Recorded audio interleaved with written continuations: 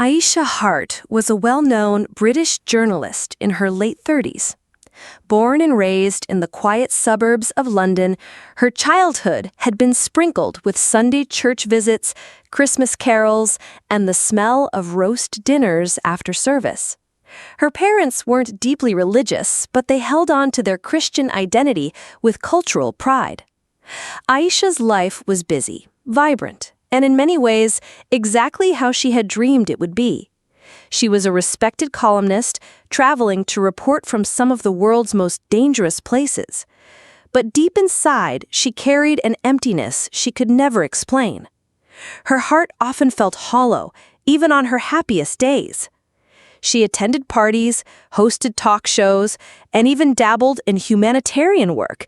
Yet when she returned to her apartment late at night, there was always a silent ache. She would sometimes stare out the window at the city lights and whisper to herself, "Is this all there is to life?" In September 2001, the tragic events of 9/11 shook the world. Like many, Aisha watched the horrifying images on television with disbelief.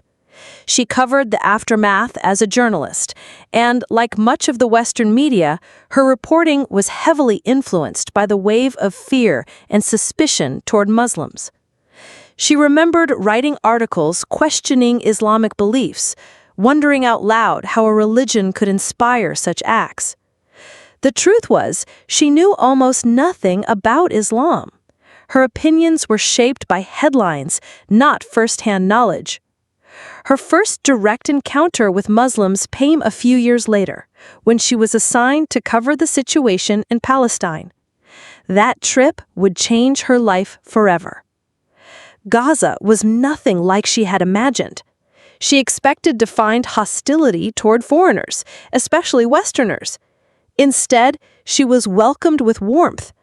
Families who had little to eat would offer her tea, fresh bread, and their best chair to sit in.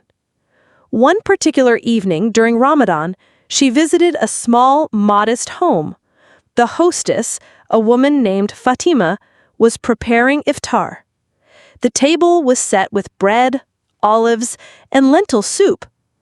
Aisha, unaware of the custom, asked, "You've been fasting since sunrise?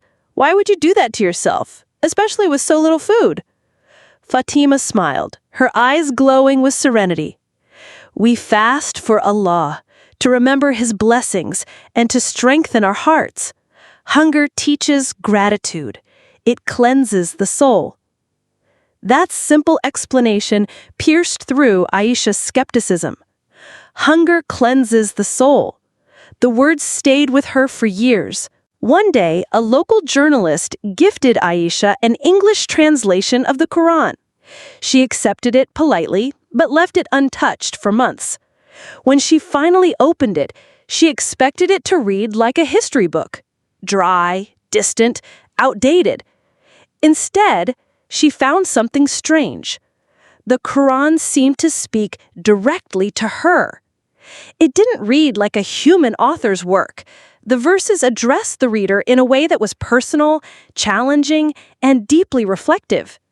She was startled when she came across, "Indeed, Allah will not change the condition of a people until they change what is in themselves." It was as if the verse was telling her, "The emptiness you feel? It starts with you. You must change within." Back in London, Aisha started noticing Muslims in her everyday life. The Somali taxi driver who paused to pray in a parking lot, the young woman wearing a hijab who gave up her seat for an elderly man, the shopkeeper who refused to overcharge her even when she had no change. Their quiet integrity and discipline intrigued her.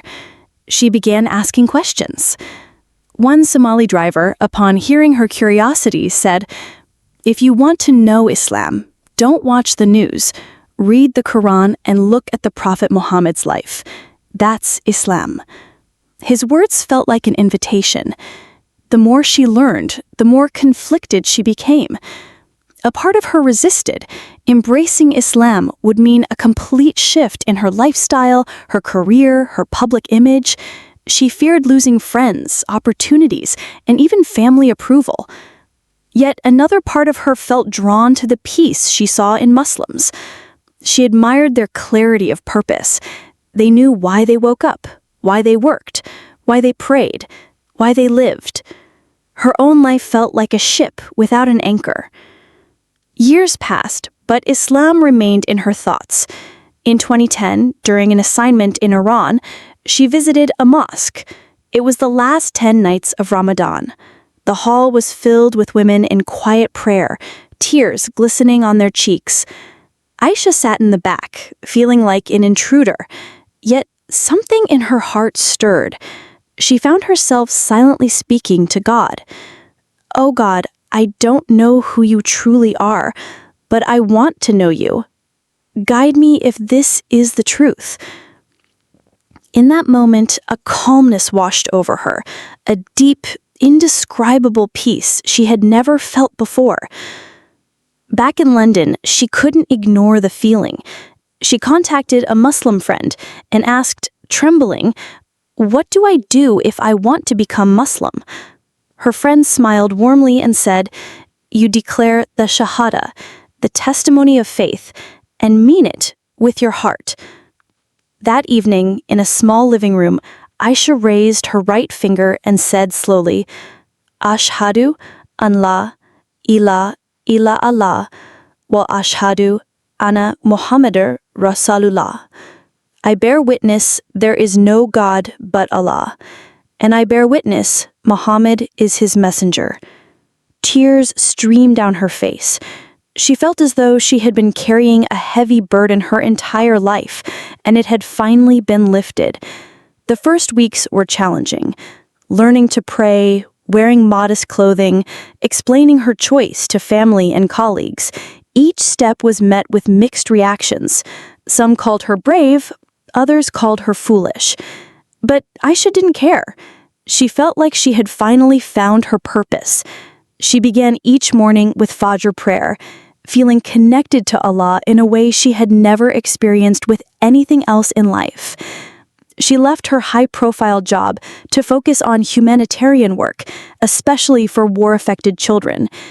Her heart was softer, her life simpler, but her soul was finally at peace. Years later, Aisha shares her story with others, not to claim she is perfect, but to show that no heart is too far for Allah's guidance. "I was someone who misunderstood Islam. I judged it without knowing it. Yet Allah guided me despite myself. If He can guide me, He can guide anyone." She often recalls that Ramadan evening in Gaza when Fatima said, "Hunger cleanses the soul." Indeed, her own hunger, the hunger for truth, had led her to the one who created her. And now every sajid, every whispered dua, every beat of her heart was an act of gratitude for the mercy that had found her. Allah guides whom He wills, and the path to Him often begins with a question in the heart. Even in moments of doubt, when the world feels empty, His light can fill the soul.